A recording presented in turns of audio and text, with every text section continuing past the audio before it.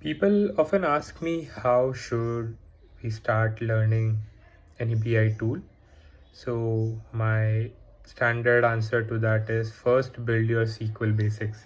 So you cannot really work efficiently on any BI tool unless your SQL concepts are very clear. That is number one.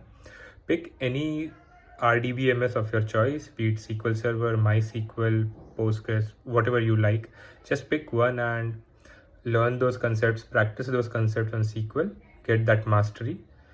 Second, I also suggest them to go through Excel, like whatever data you have, go to Kaggle, download some data set and just play around that data in Excel. It helps in laying down foundation of how to deal with data in rows and columns. It might look trivial, but it actually helps a lot. Then when you're stepping into BI, you should also think from the business perspective, not only technical. But yeah, from technical standpoint, I just explained how you can proceed, but also try and understand or try and learn more business domains, more functional domain, I would say.